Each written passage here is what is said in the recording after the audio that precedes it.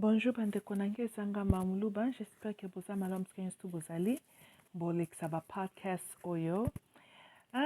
Nazali na esengo te na cette hospitalité que Paul Kagame veut, entre guillemets, démontrer à la vue du monde que yende mutomtema malamu ayambi ba refugees Ukrainians na Rwanda. En tout cas, j'interpelle na ba autorité ya Congo. Bon, bozanga na bino autorité, mais officiellement boza ba autorité. Na interpellé bo fungola na no lisu na likambu ya Paul Kagame na ba refugees na ye. Nazo sepela na makambu ne oyo te. Parce que il n'y a pas longtemps, biso nyonso tolandaki awa que réunion et prendre lieu kuna na Grande-Bretagne. Banda sala ba projet quoi faire avec les Arabes africains au batondeli bango kuna na mboka. Encore une fois, Paul Kagame abima lisusu volontaire ya kozwa bango bat na réunion wana ifalaki aluka kende ko placer bango na Goma. La première question, qui contrôle la région de Goma? Je parle de region comme secteur ya Goma. Nani azo contrôler? Est-ce sous contrôle du gouvernement congolais ou bien rwandais? Je ne comprends pas. Hein? Bandeko botiano na ba commentaire likambo yo. Bandeko nanga mabena biso tozaka bata ba distraction. Tokoyoka likambu et puis tobosani tellement boza peuple moko na ngai na mona peuple alingi ba peni na ba vagina ya basi lokola peuple congolais te. Mboka na biso ezozala chaque fois menacé. Mais l'activité malonga bomoni oyo koko occupé makanisi na bino ezali bapeni na bavagina ya basi. Botanga ka bakura anatomie te na école, hein? Bosi botanga ngo, n'est-ce pas? Tozana na makambo très sérieux ya makambo ya ko sauver mboka na biso, hein? Boko tezone makambo ya bobutaka na bino soki kimia total ekoti na mboka. Tangu fad ke kozala makasi tozo contrôler ba frontière na biso la boko raisonner ki pite na bino butu moyi ndenge bolingi tolandi mais ezali molimo na bino ki pite oyo contribuaka pe na makambu ya envahissement tomona ki Rwanda basalaki biso na ba 94 oyo bozalaka na ba distraction kaka ki pite et bongo tant Paul Kagame azoko garantir Bill Clinton, hein?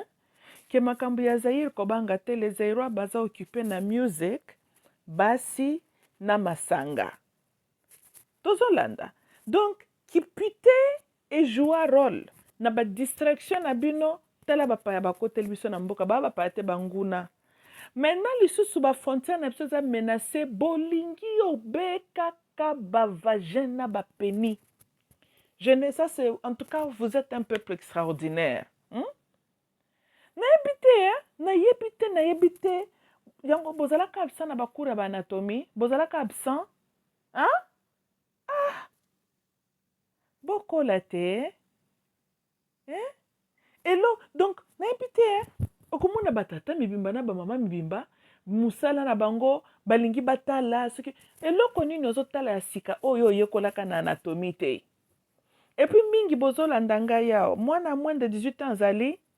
Comment yo tata mobimba 50 ans obeba kala 50 ans dessous de soleil 41 ans ya oyo yo si obanda carrière mozo situkela bavagina ya basi mais yo obeba kala eloko nini ya sika omoni mingi bozolanda nga bozalaki ba vierge non donc bobeba kala bobanda métier kala la nudité d'une femme n'y a rien d'extraordinaire de konanga mobali omona yango ya basi ya mikuse ya basi ya milai ya basi ya babolite ya basi ya bamindele donc c'est toujours la même tolandi hein koza na vagina ta moko ebimisaka ba diamante nyonso eza kaka ndengo yekolaki na ekolo wana peut-être sensation ezoko changer mais eza kaka yango wana toyokani yo ndeko mwasi peni eza kaka ndengo yekolaka na anatomie wana depuis yo po banda ba carrière yango wana kaka ndengo monaka ngo kaka ndengo ezalaka wana peut-être bataille nde ezo changer mais ezo changer te la définition de ce que ça y est botika non obsession na bino buzobo boza nango ko hein? makambo sérieux ezali awa nalobi ntango barwandais baza koplanifie kokɔta na mboka na biso bango nde balingaki pute te basi na bango baza baputeuse reconnue. Les hommes rwandais aiment violer les femmes rwandaises batondaka te baza lokola basi ya bamétis batondaka te. Donc kipute na bango eza naturel ezali eloko moko. Mais botala po na intérêt ya Rwanda bazwaki nanu don wana batie à côté bazosalela intérêt ya mboka na bango. Biso po tosauve mboka soki ezalaki nani butaka ya bato awa ekozala 250,000 bato basi balandi tozolanda. Mais soki eza makambo sérieux mboka eza menacé wana ça ne vous intéresse pas. Maintenant, comment yo kokozala tu te retrouves réfugié sur une terre étrangère mais tu t'en fous na makambo ya mboka na yo. Bandeko na ngai bomoni moko tangu totalaka pe makambo de gauche droite totali tolobi ke congolais boza na kindoki oyo bino moko boyebi eloko nini ezotungisa bino. Majorité boza ba chrétien. Une de séquelles ya Nzambe na Ancien Testament c'était quoi? Abimisa peuple na boumbu amemi bango na mabelo na bango. Qui es-tu si tu n'as pas une identité? Et chaque fois qu'Israël s'est trouvé sur la terre étrangère, qu'elle était sous la punition de Dieu. Soit basée na captivité, to bake ko envahir basali et guerre. Mais either way, c'était quand Israël était toujours dans les désobéissances de Dieu. Bino butu moya boganga ka Dieu d'Israël, Dieu d'Abraham, Dieu de Jacob, Dieu de Moïse. Mais yo Congolais, tu te retrouves réfugié na ba pays mususu africain, na ba pays européen, awa na Amérique, na ba Australie, ti na Mongolia, Congolais ozali kuna. Au lieu de conscience qu'il fut une période, Nzamba dirigeaka bakoko na yo vers une terre si riche, appelée la terre congolaise. Mais toi, tu te retrouves en train de travailler na mabele ya bapaya. Au lieu de conscience au telema, otala comment ko sauver mboka na yo, activité malonga yo moni ya kosala, eza kotalaka bapeni ya mibali na bavagina ya basi. Po sel batu na mokili oyo basinteresaka na biloko wana eza kaka yo. Nga na ezo ko comprendre te? Soki masasi ezo kobeta sur tes toitures 24 heures sur 7, kipita ngo kosala yango? Okosala yango te? Hein? Donc babanda kotalaka nanu ce qui est important. Rwanda tofingaka butu moi, mais il faut les féliciter. Bafandaki na Zaïre wana memitema na amna milimu na bango ezalaki kaka na Rwanda na bango. Pendant que biso tozalaki kaka na ba distraction tozalaka nango hier, toza nango ti lelo. Yango boza na conscience ta koza courage ya kotelema kobundela mboka na bino. Parce que un homme qui aime faire trop de pute est un homme qui devient physiquement épuisé. Un homme physiquement épuisé est un homme qui n'est pas prêt pour se battre. Okobunda bitumba ndenge nini soko uti ko gaspiller, ko dépenser énergie na yo.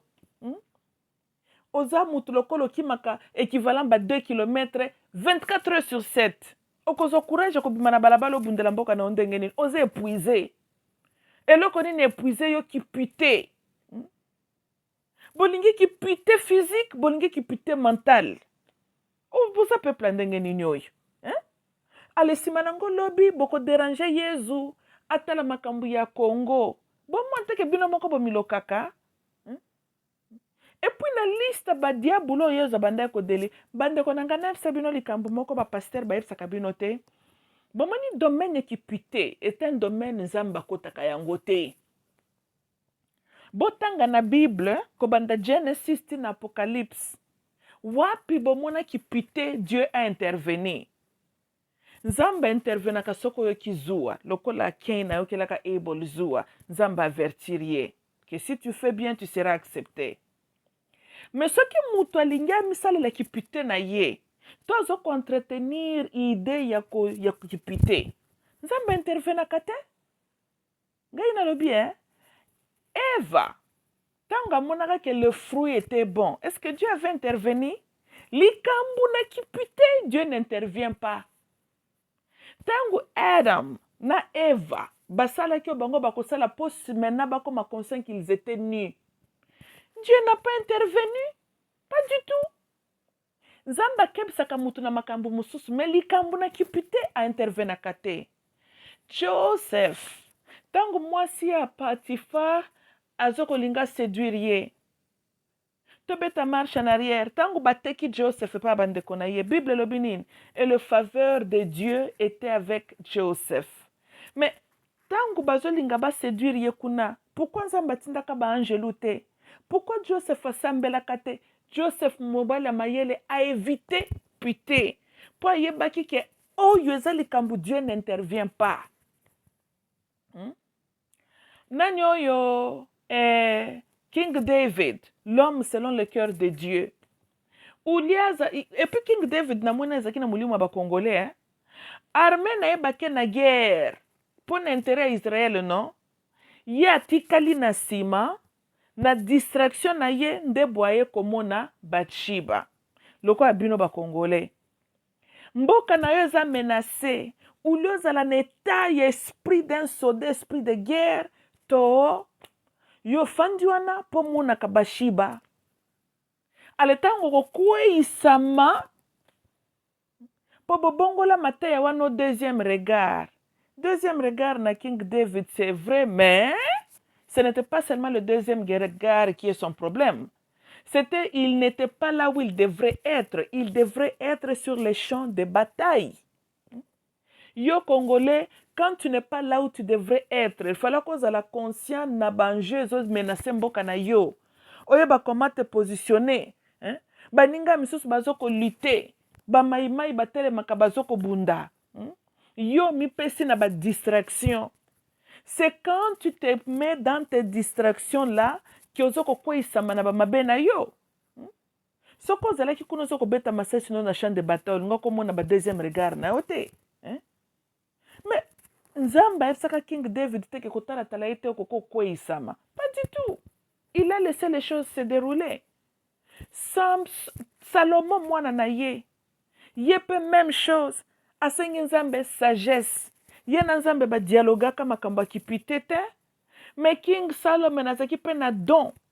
Kaka lokola ya tata na ye. Ye kutu amplifié. Tina ndenga tombaka mure. Bino boka ki Nzambe ebisi ye. Keba garde tes jambes là fermées.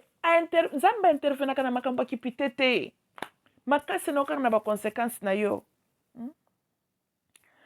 Nani Samson ake kobala une femme de la race étrangère, race ba ennemi na ye Delilah. Likolo ya kipite. Nzamba pekisaki ye te. Et puis kipito basalaka ye wana aseke ateka tina secret na ye. Dieu n'a pas intervenu. Nzamba komisaka un homme muto l'homme mwazaka na don pite nzamba randaka ya impuissante parce que c'est un don. Kipite est un choix. Dieu a placé dans l'homme le choix libre de choisir.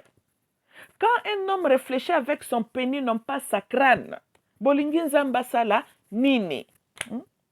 Yangwana tchaki pénis na se entre tes jambes, azu mutu na crâne atie likolo sur tout ton corps a placé mutu na cerveau là. Mais ceux qui ont fonctionné le la mutu ba balusi, pénis non désu likolo, maki la faute. Nzamba salaka yo bongo te. Yo moko mutu comme mutu, c'est le kipite qui préoccupe, qui tue. Mais osa contre la loi de Dieu, osa contre la création de Dieu.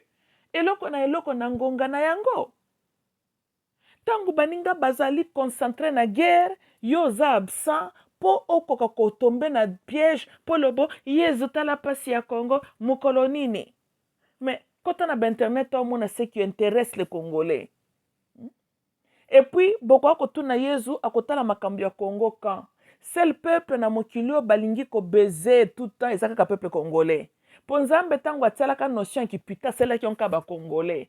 Bo ndenge nini? Boza ndenge nini? Bandeko na ngai. Ata kutu 65% population ba belge batikaka bazaka analphabète. Mais naebaka te que 65% ko bazaki nde na milimu ekipite. Nga kanseki 65% bazaka nde maele l'état académique. Zoka nde zaki nde 65% ya donda ekipite. 35% bazaka normal mingi bakota na cimetière ndambo babima. Mais espoir eza te. Espoir eza te. En tout cas, bandeko na ngai, il faut bokoma sérieux.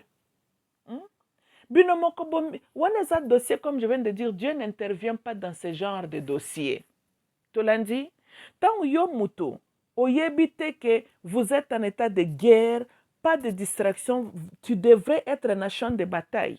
Mais tu choisis de ne pas y aller au tikala nasima, et que comme maintenant tu t'es mal positionné au kouisami na temptation, koyo lela Yesu te, ça c'est faire des aventures avec Yesu. Yango bomoni Yesu répondra kabino te. Na koyeb sabino lisusu. Dieu a créé l'homme, bien que tout homme n'est pas de Dieu. Teokani? Mais sur la terre des hommes, les blancs a aussi droit de vivre lokola yo mutu muindo. Soki yo zos mitika, ba utilisaka yo, ba manipulaka yo, ba profiter de toi, c'est à toi la faute. Teokani? La terre a aussi sa nature à elle. Le plus fort domine sur les faibles. Quand toi-même, tu te rends faible, kotuna kanzambete, jusqu'à quand, jusqu'à quand?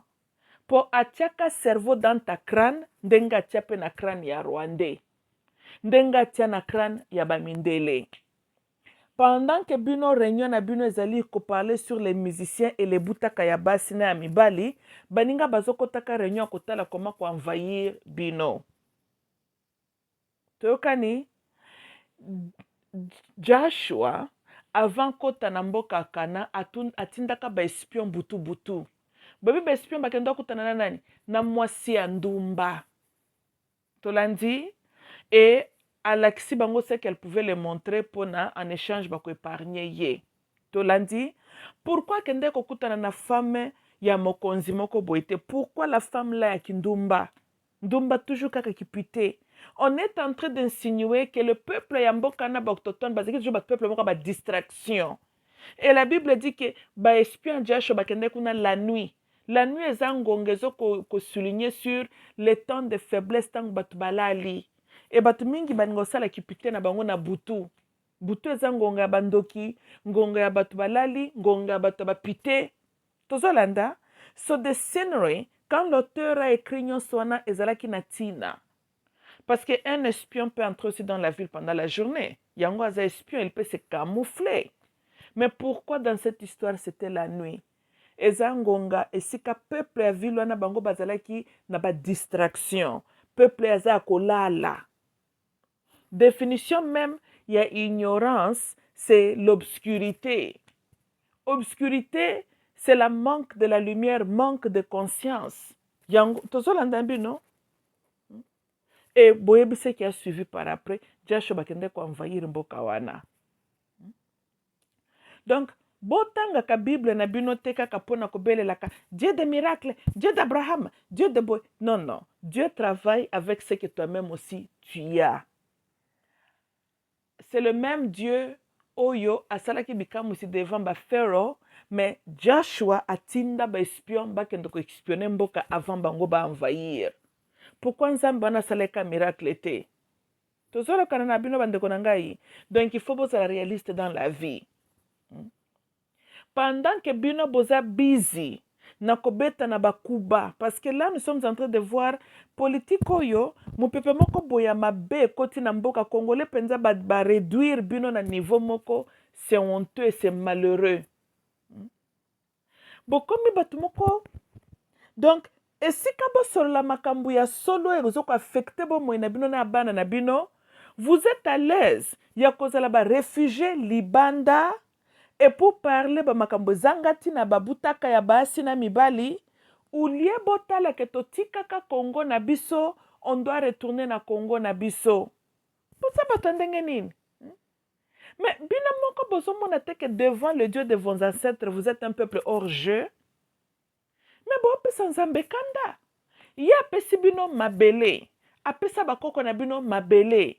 Boza na kati ya Israël, mais bino moko boza l'aise. Na kozalaka na ba territoire ba Assyrien, ba Babylonia na bino, e bisika kuna bozali, bokoti na bino na ba distraction bobosani terre promise na bino.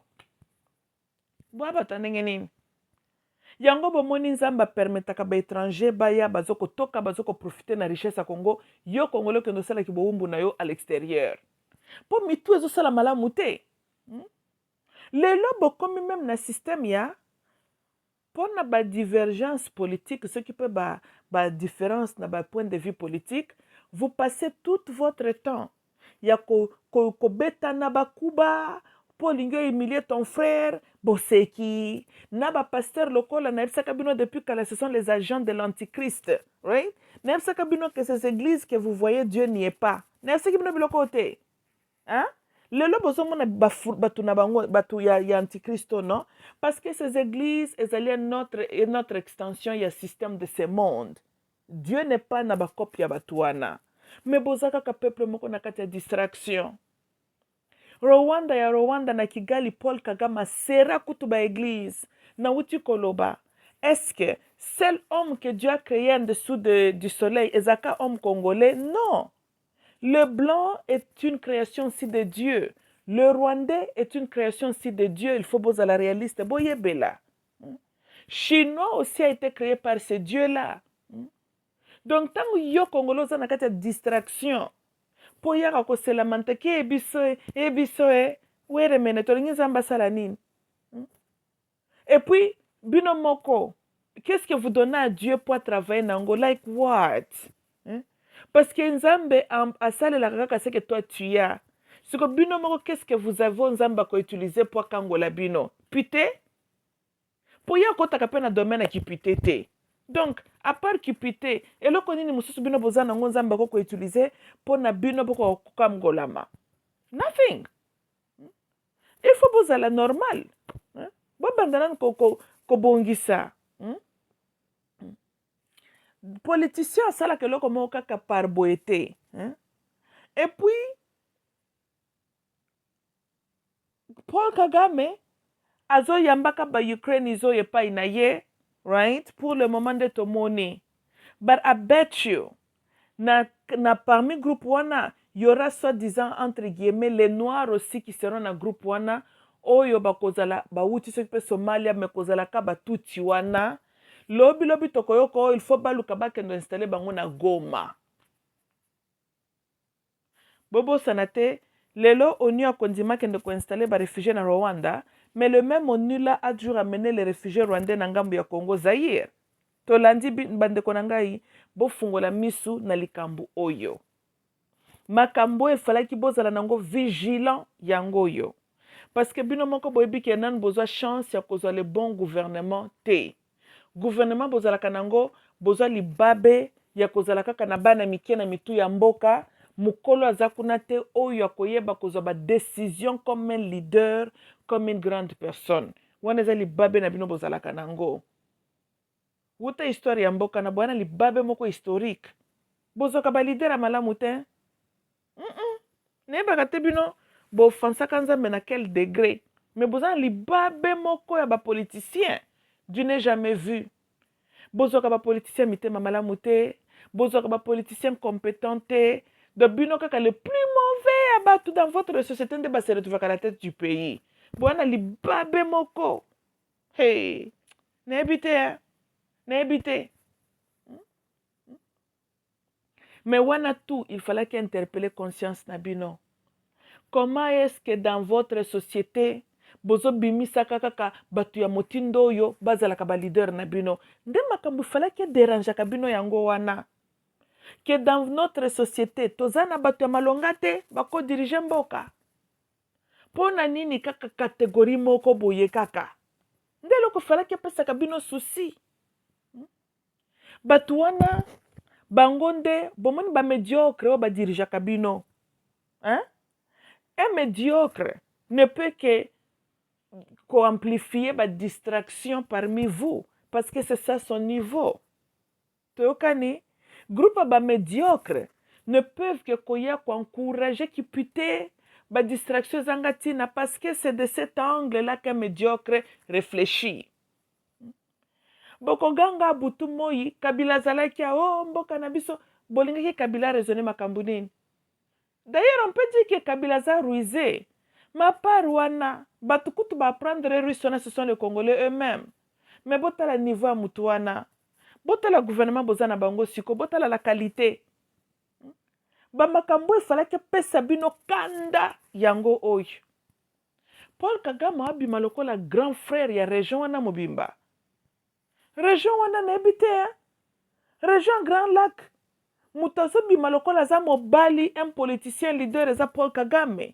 Un petit pays comme Rwanda. Oya biso toza na bobèze bazoko diriger Congo. Ce n'est que ça. Et le papa français cherche à grandir, non pas pousser. Tozande na bato ba poussaka kaka. Mais la substance n'est pas là.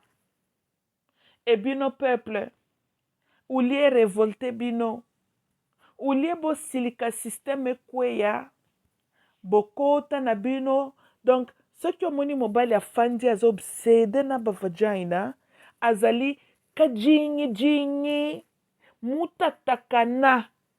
Tolandi? Donc, buriko zoba zoba moko boye. Tolandi, hein?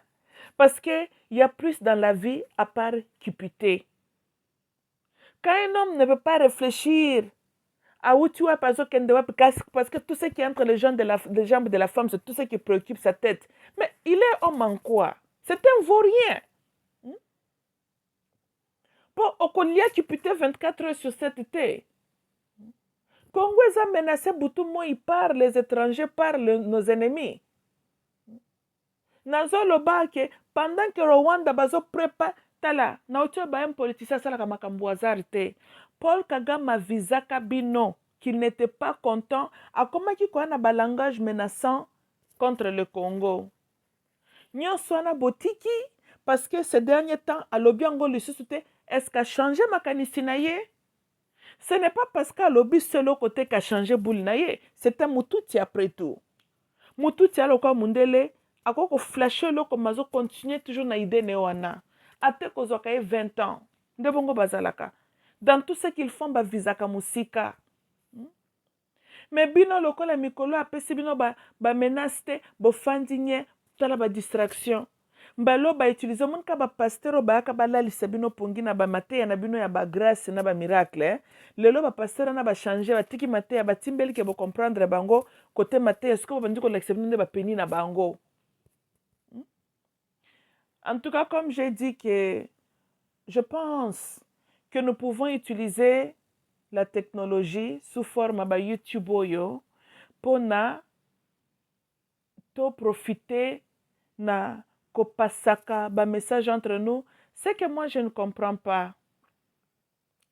N'importe ya bakoko na biso tang batelemaka contre la Belgique ke ba Belge ba kende bazalaka na ba YouTube te. Mais batu babimaka na même voix. De quelle manière? Les autres, nous avons la technologie, le WhatsApp, les Messenger, les Twitter, les YouTube, les Facebook. Mais regardez la qualité. Excuse-moi, il y a un message qui est autour de ça. Nudité na nudité. Encore une fois, bande konanga.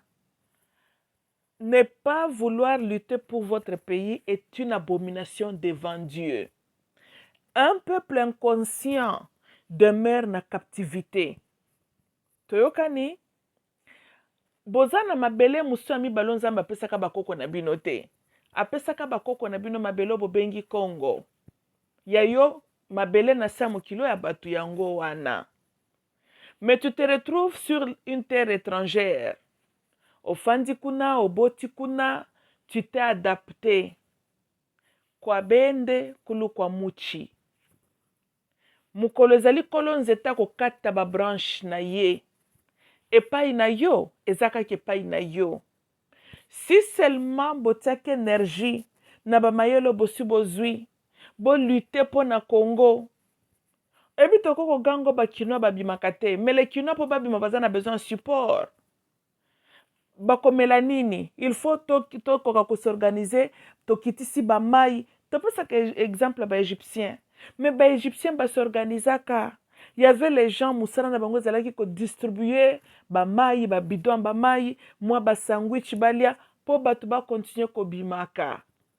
il faut kotia ba toilette oyo jetable ce qui peut temporaire wana batiaka bato bamarche bayebi ke place boye moto akokende kose soulager bayebi ke na place boye bakokende bazwi bamapa bazwi basandwich ata mapo na basardine na bido ya mai bokomona ndenge bakinois bakobima na balabala mpo moto akobima soki nzala ekangi ye akokenda se servir epuis azwi makasi na nzoto akontinue révolution ebandaka na este ya congo soki botali mingi na este bakufaka nzala te toyokani mais kinshasa on système en place esalaki na basystème depuis kabila basalaki banyongaka bakinois wana un homme enfamé est un homme qui ne peut pas kobima na balabala abunda yango révolution eutaka toujours na libanda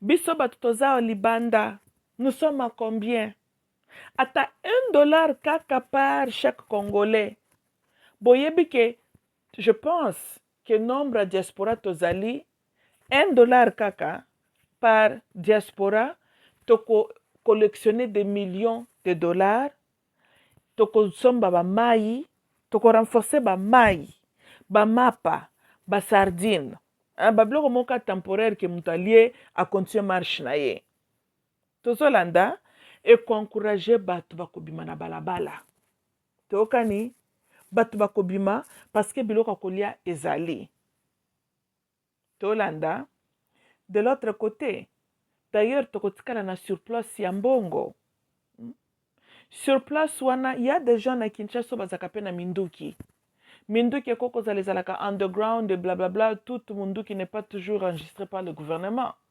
ya manière ya ke tokotikala ta na moi $2 millions etikali to négocier certaines armes ata na bamarché noir écoutez même na parmi baégyptien babimaka na balabala ya yo aussi des militaires parmi eux toza na badiaspora bazalaka bamembre ya badespe toza na badiaspora oyo bayebi munduki bayebi art ya komba etu bakoko se camoufler parmi peuple wana ndenge bazokomarche eke na kati ya foule toza na bato pe prêt ya kobunda oyo ke de temps en temps babeti ata l'air quelque masasi bapolisier wana nzala bakokima et nous avançons mais toza na volonté wana te d'abord nous-mêmes le peuple volonté eza te mutema malamu eza te bolingo wana eza te ça c'est d'abord notre grand problème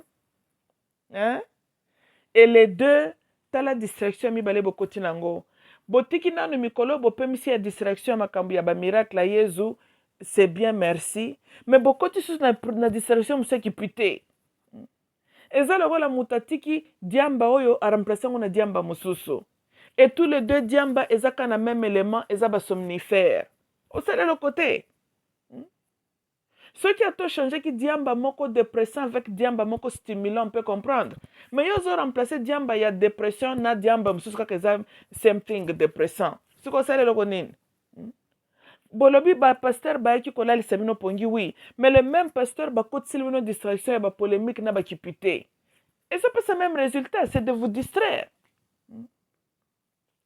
encore une fois baoyo bobimaka o biso nde batete boyeboye bosenga kutu bato ba $5 te bandeko na nga bakongolo bokolanda bapodcast bobalusa yango partout to banda pena la maturité commence avec nous mundele mutako akokangola mboka na biso te nzambe nalola kotravaille selon niveau ya foi na biso biso moko il faut tolingana nu korécupere mabele na biso biso moko il faut nanu tobanda na kolinga kosauve Congo na biso et les cieux va nous accompagner tokani bible ezoloba ke ntango Israël bazokomarche na journey na bango Dieu allait devant Israël tolandi encore une fois biso il faut tozwa bainitiation enzambe ya bakoko na biso akokende liboso na biso mais tokoki te tofandi kaka en train de prier lokola bakiole moko boye on s'attend quel résultat baange bakouta na lola na minduki te baange bakokitisa bamapa te mpo bakinois balia tokani biso moko nde mutu tokoorganize ke groupe ya bato boye bakozala stationne tel endroit mpona korenforcaka biloko ya kolia na bao bazokobima na balabala.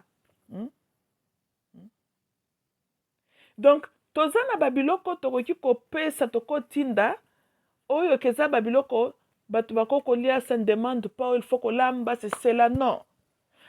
Tout comme babiloko lokola mikate ekosalama s'il y a des endroits sécurisants mikate salami en grande production tant tozolekisaka babiloko bato bazozwa bacondition kotambola groupe ya bato boye baye base servir bakei kaka ndenge wana.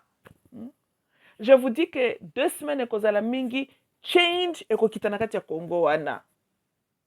C'est à nous le peuple kotia pression même na gouvernement là en place. Soki peuple totelemi na Chilombo na Kabila bakobanga. Tokani voilà. Donc nayebi ke bolinga ko déranger Jésus mingi, mais nayebi si bino réalité que Dieu fonctionne avec ce que toi-même d'abord tu as. Tokani le Dieu qui a accompagné tes ancêtres vers le Congo, c'est le Dieu qui t'accompagnera aussi vers la libération totale ya Congo. Toyokani, mais yo moko mutifo otelema. Ozala na kondima wana. Kaka ndenga pesa kama beleo na bakoko na yo, eza mabele na yo. Toyokani, et aza na yo ndenga zalaka na bakoko na yo. Yo Congolais ndel faut telema. Encore une fois, bodoze na bavajaina na bapinesi ya bamibali Paul Kagame azo planifier lisusu koma kotia susu batrouble na este ya Congo. Tokani tangu tokozwa complete contrôle ya mboka na biso. Tangu tokozala bien mboka ezali ndenge falaki ezala. Là vous pouvez continuer votre talent là que vous avez équipé comme vous voulez. Mais encore une fois, ce qui m'a ça, c'est à tout moment, au raisonner qui peut être. Donc, bon réfléchir, na makambu na uti koloba. Encore une fois, quand Dieu te bénit avec quelque chose, au saisir yangote otiki monguna zolokwana, tu as péché devant Dieu. Enzambe moko ko boto la kaya ango libela pesi yango na mtu mususu. Nazo répéter que Congo c'est la richesse nzamba pesa ka bakoko na biso. Na sa moyo boza na pays mususu d'origine te à part kaka Congo wana. Soki botiki bapaya baya bazo continuer ko se servir du Congo. Réellement, Dieu permettra mbokane comme balkanisé et comme morcelé, contrôlé par les étrangers et yo. Soko zalaka na France, okokufela kuna na France. Soko zalaka na Belgique, okokufela na Belgique. Oyaza na Amérique, oyaza na Brésil, oyaza na Australia. Dieu peut permettre cela ceux qui buzoba ileki. Tokani, bo testaka nzambe na bino bongote. Parce que c'est un Dieu qui honore aussi ton choix. Tant yo ebi ko encadrer lipamboli na yote, boyebi ba africain boni bazo ko envier bino. Ba misusu bamboka na bango za ba pays désert. Bazo produire tati o ya pamba te. Bazo ko souhaiter que il fallait ka bota mata congolais. Il fallait ka zalata congolais. Mais yo, Congolais, tu laisses toute cette richesse-là au fond d'une comme très à l'aise. Na ba territoire no ba Babylone na yo. Et puis, pendant que tu es là-bas na Babylone, musala na yo zui, eza kotala ka babutaka ya batu. Et ce qui lobi Paul Kagame aye lisusu ko envahir biso vis-à-vis.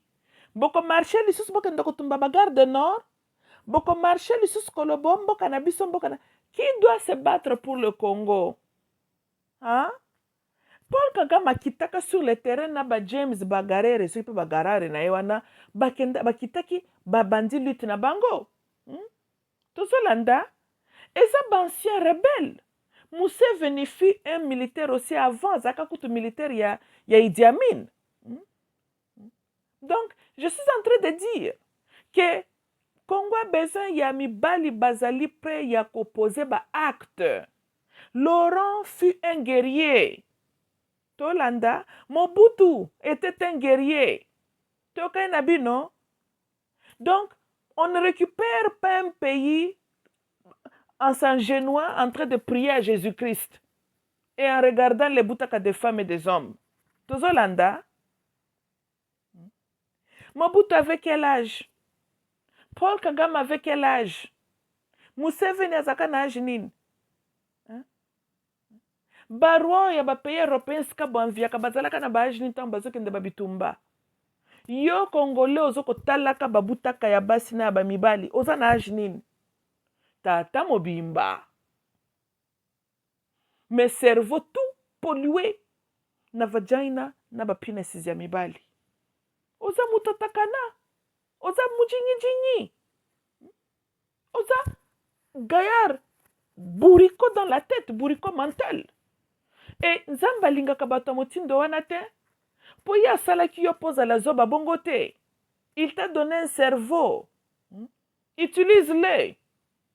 Mets ton cerveau au travail. Encore une fois, Dieu va utiliser Yelanzambe quelque chose et il va utiliser l'okowana. Toyokani, voilà. Donc, botika parce que vous êtes en danger ici à répéter l'histoire. Tolandi, hein? Voilà. L'ennemi vous a flashé son idée. Le col a répété en côté bobosani, bozana distraction, les choses sont en train de se dérouler. Tozolanda, ah. Donc, l'homme prévenu en vaut, un homme averti en vaut deux. Boité, donc, boyoki mamuluba, en tout cas, encore une fois, na beti, c'était Bolexaba podcast oyo, toyokani, et vraiment, beau considérer $1 ezangi bisote. Chacun de nous a kobimsa $1, to sangisi, toza combien? Tolanda, mouvement na vision ya batuti rwande kaka bango mokonde base soutenaka. Toyokani, Israël, kaka bango, do baninga bakotaka ba réunion ki bundoki na babutu, bazoko tracer ba projet malonga et puis bazoko exécuter ngo na CC. Une autre chose, moi j'ai lancé l'idée, tango ceux qui bokomona idée za malamu, bo trouver des langages codés. Ya kopesa message et puis bosalaka ngo na YouTube te. Toyokani, parce que toza pe na don mabe. Tolanda, nazo lancer ba idée, vous pouvez prendre cela, bo modifier ango, mais ce genre d'annonce bokopesa lango na CC na balangage codé. Tolandi, ulia kosalisaka ba fête kaka popo discutaka sur les musiciens tout, bokoki bosalisi fête, mais na fête wana boyebi ke réunion musezo salama.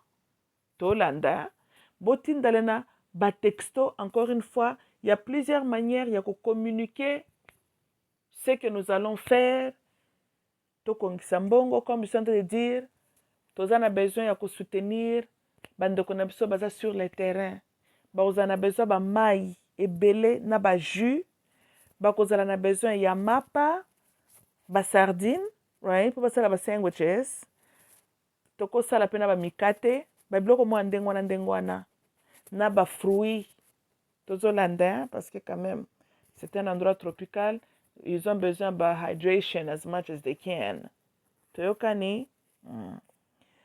And nde bongo, je pense que ceux qui tokendengwana, batu bakobima, bakotambola, et espérons que éco shake up beaucoup de choses.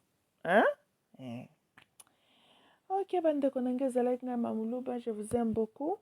À plus.